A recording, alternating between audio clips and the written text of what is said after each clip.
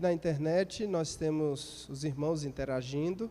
O Tiago está mandando uma ótima noite diretamente da Argentina e mandou um abraço para todos vocês.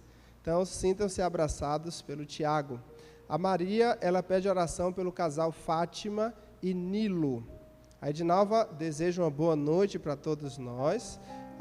A Deise, ela pede oração por ela e pela família dela, e também deseja uma boa noite para cada um que está aqui presente, né? A irmã Cecília, ela pede oração pela família da irmã Tieme. A Alcilene, ela pede oração para os irmãos dela, para que Deus abençoe na saúde e na vida financeira. E o irmão Francisco, ele pede oração para que Deus abra uma porta de emprego e que a saúde dele seja restabelecida. Deus abençoe a todos. Nós vamos pedir agora para o nosso ancião Adonias ministrar esta oração para cada um de nós. Boa noite, meus irmãos. Quão bom estar na casa de Deus. Quão bom é saber que esse nosso Deus é um grande, poderoso. Por isso nós devemos nos ajoelhar para pedir e agradecer a Ele. Então vamos nos ajoelhar?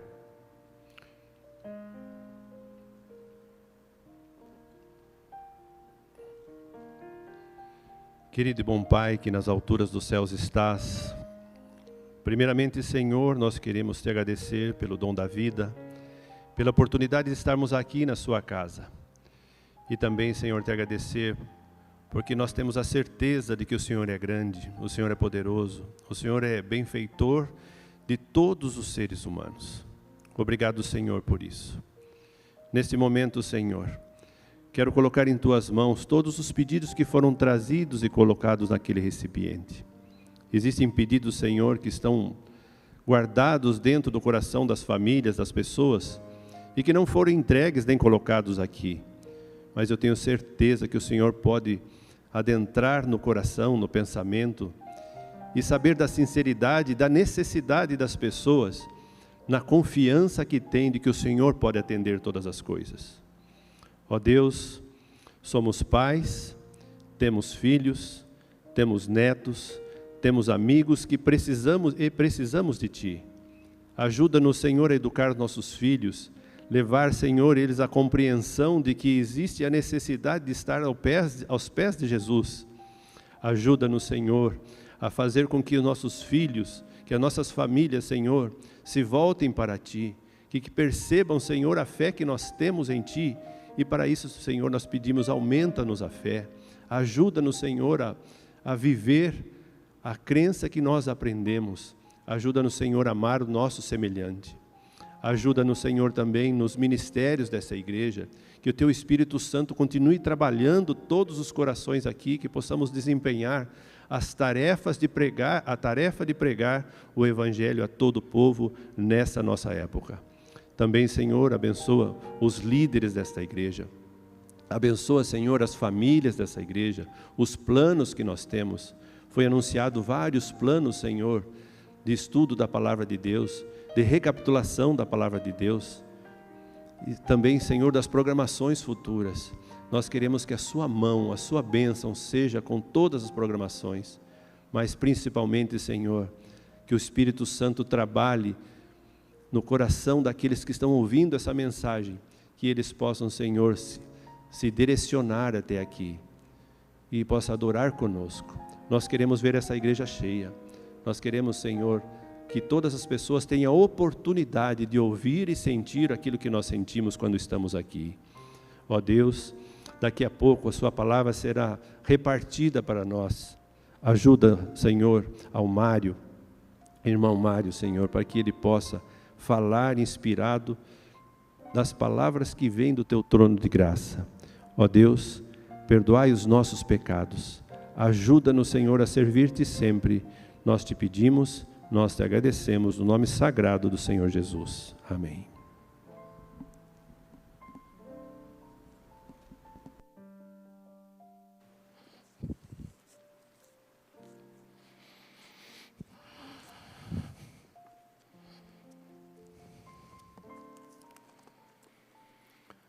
Boa noite, irmãos. Que satisfação, que privilégio estar juntamente com vocês, aqui na igreja de forma presencial, mas também com vocês que estão em casa nos vendo nesta noite. Como é bom darmos esta paradinha no meio da semana para adorarmos ao nosso Deus. Eu tenho certeza, irmãos, que todos estamos felizes esta noite por estarmos aqui. Mas antes de começarmos esta mensagem, eu gostaria de dizer que a propaganda não foi propaganda enganosa, tá, irmãos? Porque não é fake news. Esta noite era para estar conosco aqui a nossa irmã Paulinha, dividindo esta mensagem com os irmãos. Mas infelizmente ela teve um probleminha de saúde e nós estamos aqui para substituí-la. Mas oramos a Deus que muito em breve ela esteja totalmente recuperada e estará aqui falando para nós numa dessas noites também. Nós sabemos, irmãos, que um dos nossos maiores desejos e anseios aqui nessa terra, né? Quando se passam os dias e nós trabalhamos o mês todo, a semana toda, e tenho certeza que todos aqueles que fazem isso almejam um dia, esperam com ansiedade o dia do seu pagamento. Nada mais justo, né, do que depois de trabalharmos o mês todo, depois de produzirmos, recebermos uma quantia que irá nos ajudar muito na nossa vida. Mas eu fico pensando, irmãos, que esse dia, ele pode ser muito bem esperado. Mas na Bíblia existe uma passagem que nos traz também um pouco de preocupação.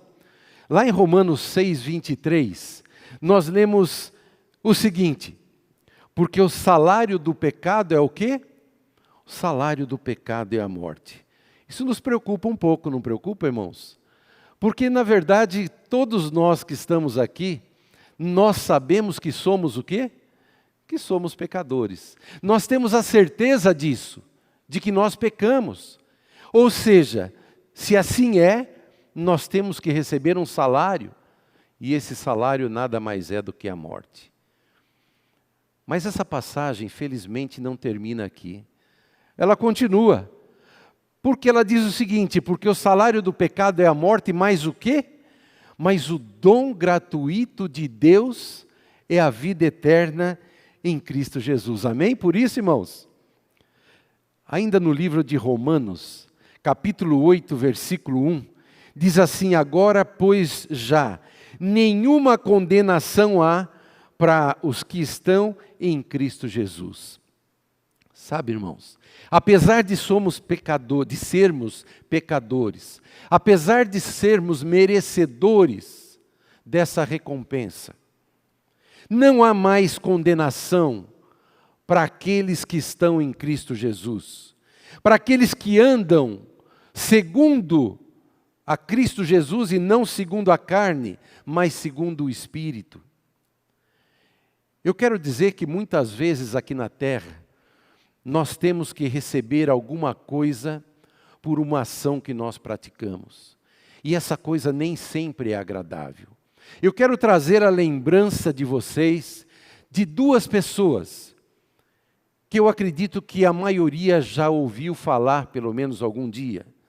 O nome de um deles é Marco Asher Cardoso. Tem alguém que se lembra desse nome? Ninguém. Pois é. E tem um outro nome chamado Rodrigo Goulart. Alguém se lembra desse nome? Faz tão pouco tempo, irmãos. Marco Asher Cardoso, carioca, 53 anos de idade, piloto e instrutor de asa delta, preso no aeroporto de Jacarta com um pouco mais de 13 quilos de cocaína e fuzilado no dia do meu aniversário, no dia 17 de janeiro de 2015. Rodrigo Goulart, 42 anos, paranaense de Foz do Iguaçu, pai médico, mãe herdeira de uma grande fazenda de sojas, executado 3 meses depois, dia 28/4 de 2015, juntamente com mais 6 pessoas. Surfista, preso na Indonésia, durante o ano de 2004, Rodrigo Goulart, ele havia depositado 8 pranchas recheadas de cocaína no check-in do aeroporto de Jacarta.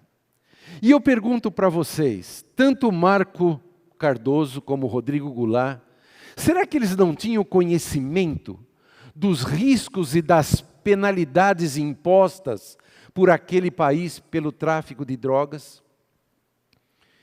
Nós sabemos que em Jacarta, no aeroporto de Jacarta, todos que chegam ali podem ver inúmeros cartazes de advertência dizendo o seguinte: aqui neste país, a penalidade para o transporte de drogas é o fuzilamento.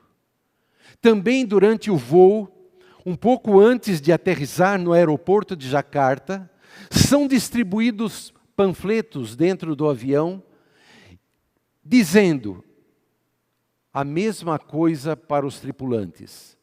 Aqui neste país não se admite o tráfico de drogas, e a penalidade nada mais é do que a morte.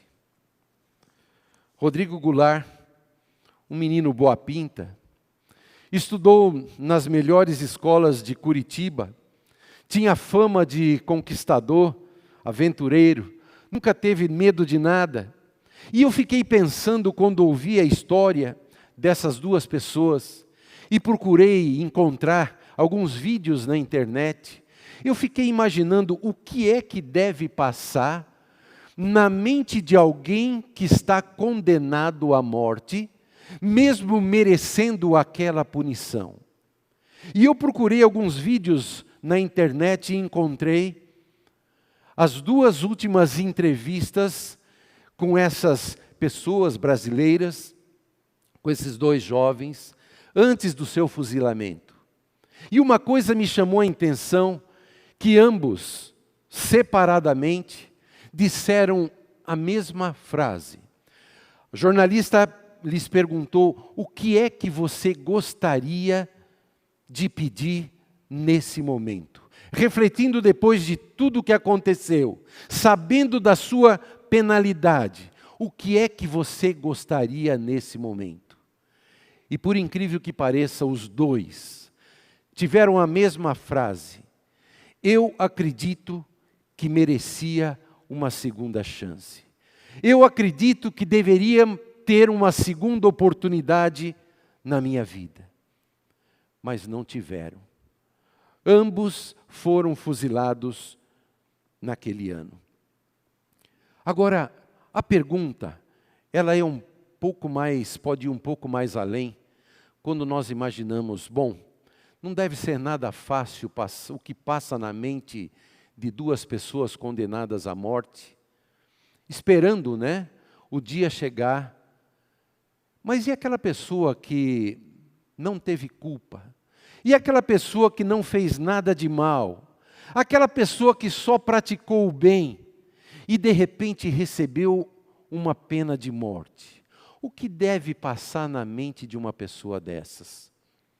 E aí eu pude ler no livro de Romanos. Uma pessoa que, por 2 anos, o apóstolo Paulo esteve preso numa cidade chamada Cesareia. Nunca mais retornou ao lar. Nunca mais voltou a Jerusalém outra vez. Um homem que estava numa prisão escura, úmida. Paulo que foi levado para Cesareia para ser julgado. E ali, injustamente, por ter feito coisas boas, por ter falado acerca de Jesus, e ali sendo condenado e vendo sobre seus ombros uma acusação de morte, primeiro levado a Félix, depois levado a Festo. E eu me pergunto, o que será que passou na mente de Paulo quando foi preso? Que tipo de pensamento pairava na cabeça de Paulo nesse momento? Será que desespero? Será que angústia? Paulo foi preso no ano 60 a.C. E foi nesse mesmo ano que ele escreveu o livro de Romanos.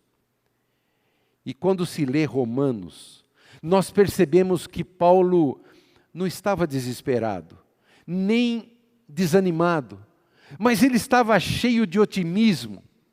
Um homem que jamais voltaria à sua cidade, um homem que jamais voltaria a ver sua família diante de uma sentença de morte.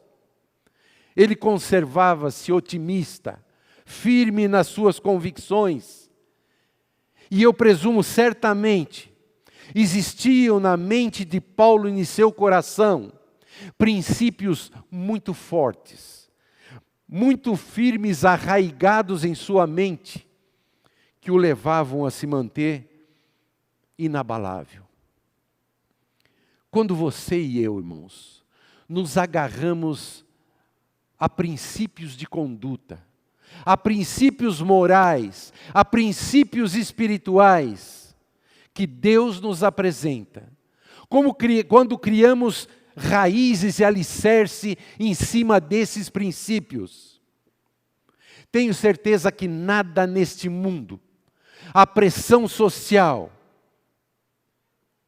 a perseguição dos homens, a imposição de leis contrárias às leis de Deus, nada pode nos abalar quando temos fortes princípios na nossa vida e na nossa mente.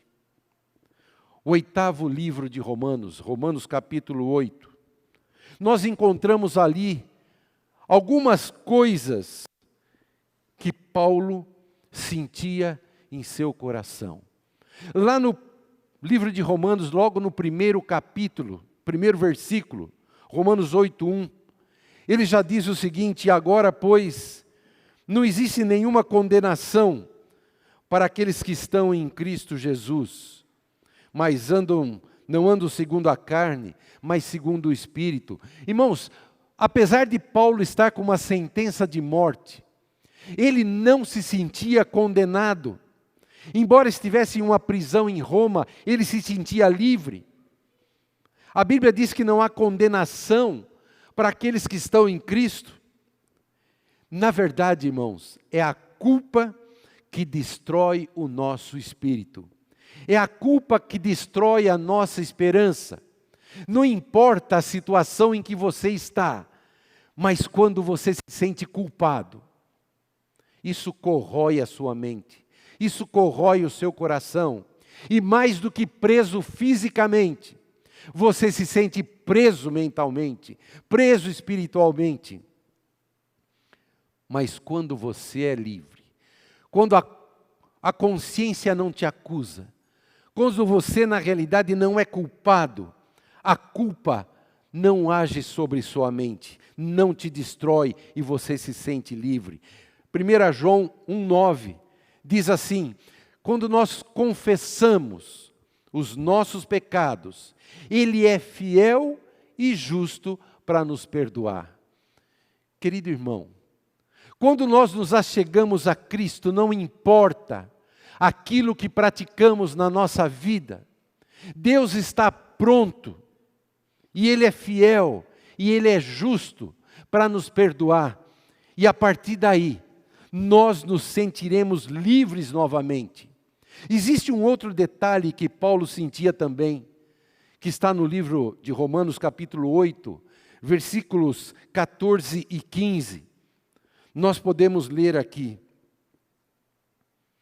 pois todos os que são guiados pelo Espírito de Deus são filhos de Deus, porque não recebestes o espírito de escravidão para viverdes outra vez atemorizados, mas recebestes o espírito de adoção, baseados no qual clamamos, Abba, Pai. Olha que bonito, irmãos. Aqueles todos que são guiados pelo Espírito, eles não recebem um espírito de escravidão, não se sentem escravos de nada. Quantos muitas vezes são escravos nesse mundo?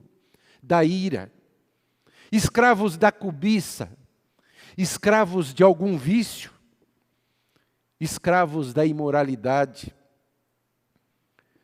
como vimos no Novo Testamento, muitas pessoas se sentiram também escravas, mas foram libertas por Jesus.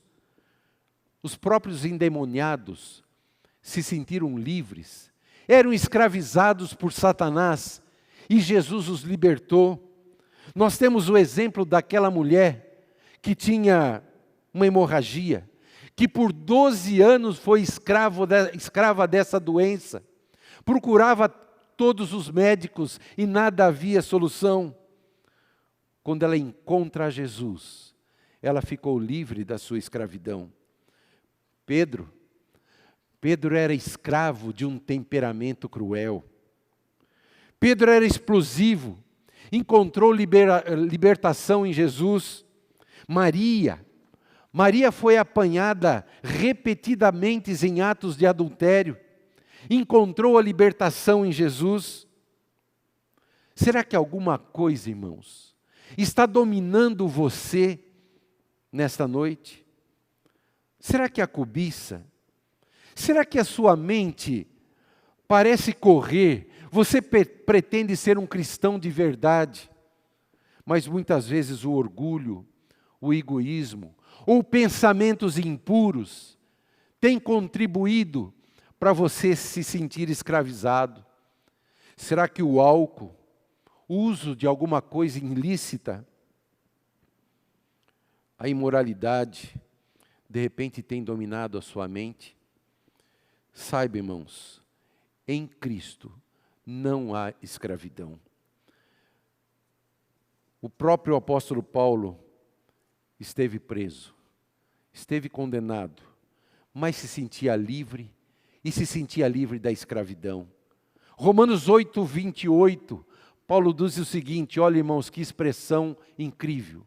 Sabemos, veja bem, não é pensamos ou achamos, é sabemos que todas as coisas, e também não é uma coisa só, todas as coisas cooperam para o bem daqueles que amam a Deus, daqueles que são chamados segundo o seu propósito. Veja bem, irmãos, agora a Bíblia não diz que todas as coisas que acontecem conosco são boas, mas diz-nos que todas as coisas cooperam juntamente, como um todo,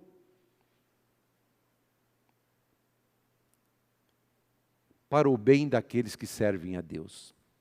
Eu posso dizer para vocês que grande parte da minha vida nesses últimos 2 anos, eu não entendo muitas coisas que aconteceram comigo. Muitas coisas que para mim não são boas. Nenhum atropelamento é bom. Nenhuma batida de automóvel é bom. Nenhum Covid é bom. Mas tudo isso tem acontecido. Muitas vezes nós não entendemos porque não é bom, mas sabe, irmãos, muitas coisas que nós não entendemos, num futuro serão esclarecidas e entenderemos que aquilo também serviu para o nosso bem. Daniel, tenho certeza, não entendeu porque havia sido levado cativo por Nabucodonosor, conduzido da Terra Santa para a Babilônia. E nós conhecemos a história de Daniel. Tornou-se primeiro-ministro do rei e Deus o abençoou com a sua influência. O mundo da sua época teve uma influência maravilhosa com a presença de Daniel. Todas as coisas colaboram para o bem. Pense em José, vendido por seus irmãos num ato mau, como escravo.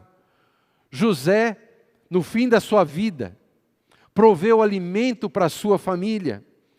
E olha o que ele escreve no livro de Gênesis, no capítulo 50, verso 20. Ele escreve o seguinte: embora vocês tenham me feito mal, Deus transformou para o quê? Para o bem. Daniel, tenho certeza que não entendia, José não entendia o porquê aquilo tinha acontecido, mas Deus transformou aquilo para bem. Todas as coisas cooperam juntamente para o bem daqueles que fazem a vontade de Deus. Hoje, você ou alguém que nos assiste pode estar passando por um trauma em sua vida, seja de um divórcio, seja ansiando por um amor que não vem, por um emprego que foi perdido. É possível que alguém esteja passando por uma doença. E eu digo, olhe em torno da sua tristeza. Nem todas as coisas são boas, mas Deus pode transformar tudo isso em bem. Olhe em torno da situação, além das lágrimas, além do desapontamento, aquilo que Deus poderá fazer por você. Romanos 8:35, verso 4. Quem nos separará do amor de Cristo? Será que é a tribulação? Será que é a angústia? Será que é a perseguição? Será que é a fome, a nudez, o perigo, a espada? O que pode nos afastar do amor de Cristo? Romanos capítulo 8, versos 36 até o 39. Olha o que Paulo escreve, vivendo a situação que ele estava vivendo, e ele diz assim: por amor de ti, nós somos entregues à morte o dia todo. Fomos considerados como ovelhas para o matadouro. Em todas as coisas, porém, somos mais do que vencedores, por meio daquele que nos amou. Porque estou bem certo de que nem a morte, nem a vida, nem os anjos, nem os principados, nem coisas do presente, nem o porvir, nem os poderes, nem a altura, nem a profundidade, nem qualquer coisa poderá separar-nos do amor de Deus que está em Cristo Jesus, nosso Senhor. Amém, irmãos? Jesus Cristo está com você nas grandes preocupações. Você pode buscá-lo hoje. Jesus está sempre disposto a lhe dar uma segunda chance. Nós conhecemos a história de um capitão que tinha por nome John Newton. Esse capitão viveu em torno do ano de 1750. John Newton era um capitão de um navio negreiro, um navio inglês. Os navios, naquela época, faziam um primeiro percurso da sua viagem, que saíam da Inglaterra e eles iam até as costas africanas. Ali na costa da África,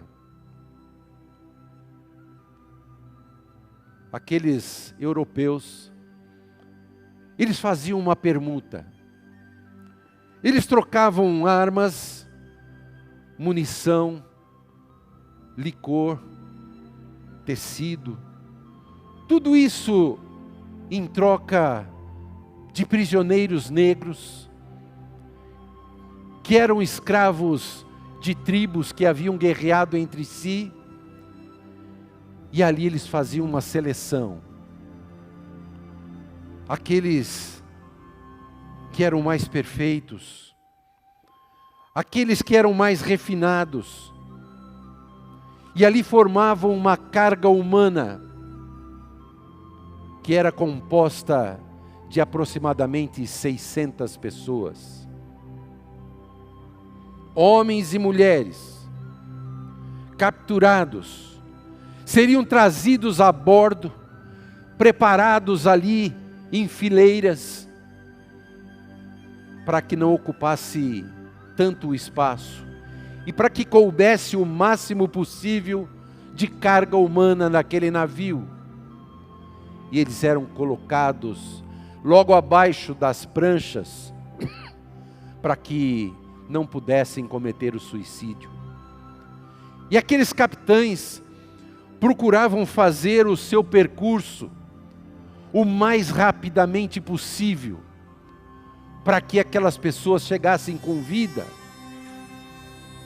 Mas era normal que durante esse trajeto, pelo menos 20% da tripulação contraísse alguma doença, difteria e outras, e então eram lançadas ao mar. Após uma viagem terrível, onde aquelas pessoas não podiam sequer cantar, eles apenas murmuravam.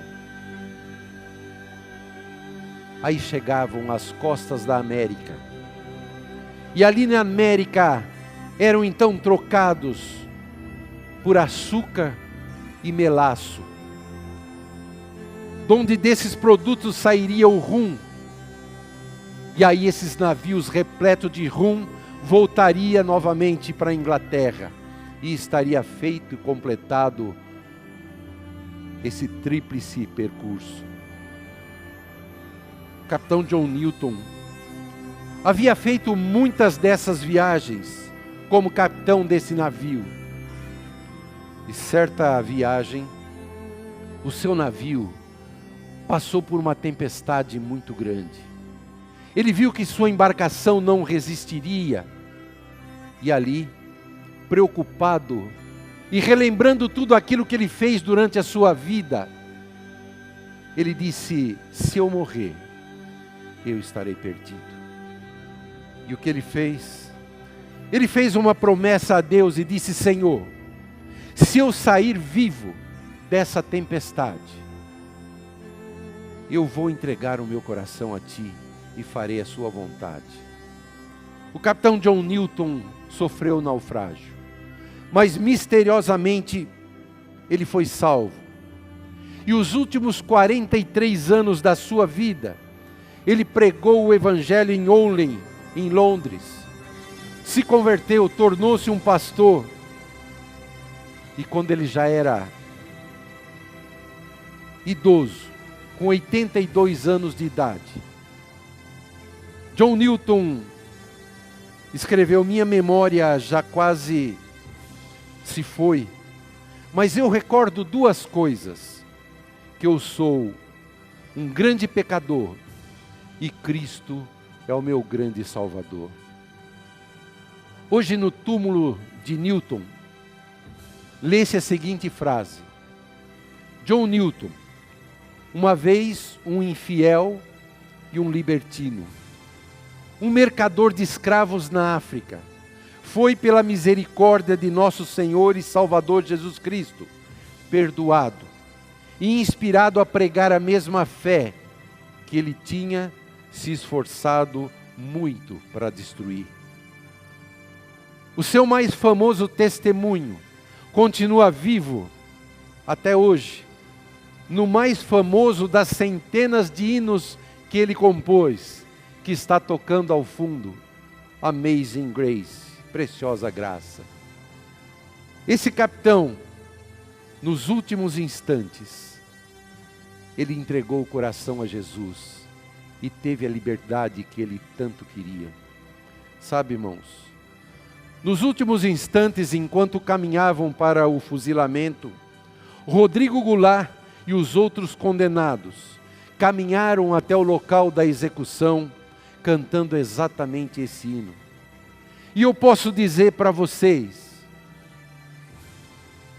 perante os tribunal terreno, esses dois homens não tiveram a segunda chance, mas perante o tribunal divino, eles puderam ter. Nós não sabemos se houve conversão nesse momento, mas se assim aconteceu, nós poderemos vê-lo no reino dos céus. Irmãos, a última coisa que eu gostaria de dizer nessa noite é se que pela lei dos homens muitas vezes você não tem mais saída. Você terá que pagar a pena ou o preço de alguma coisa cometida aqui nesse mundo, de alguma decisão errada que você tomou. Você pode ter a certeza de que você pode ter a segunda chance perante Deus, porque Ele é amor. Ele te dará a terceira, a quarta e a quinta chance, se necessário. Mas basta você querer. John Newton quis. John Newton se arrependeu. E ele teve a sua chance. Você pode ter hoje também, irmãos. Entreguemos hoje o nosso coração, a nossa vida, nas mãos de Jesus.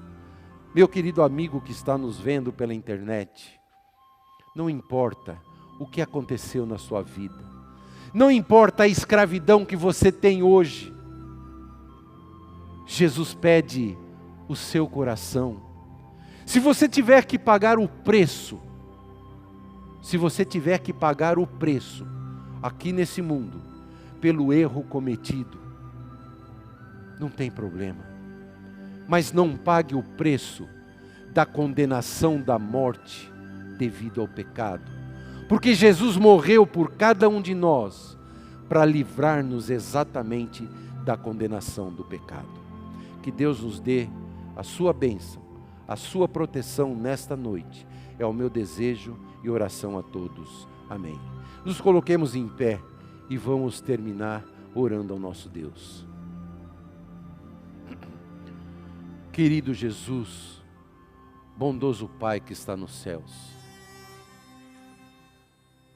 nós queremos te agradecer imensamente, Senhor Deus, pela certeza que o Senhor nos dá, de que apesar de sermos pecadores, de que apesar de cometermos muitas vezes falhas, de sermos dependentes nesse mundo de algum vício, de sermos escravizados, Senhor Deus, muitas vezes até por nossa mente, mas temos a certeza de que se entregarmos o nosso ser e o nosso coração a Ti, o Senhor estará de braços abertos a nos receber. Por isso, Senhor Deus, entregamos a nossa vida nesta noite em Tuas mãos. Segura, Senhor Deus, em nossa mão. Conduze-nos, Senhor Deus, pelos caminhos desse mundo, mas na certeza de alcançarmos a vida eterna. Perdoa nesta noite as nossas faltas. É o que nós te pedimos e agradecemos em nome de Jesus. Amém.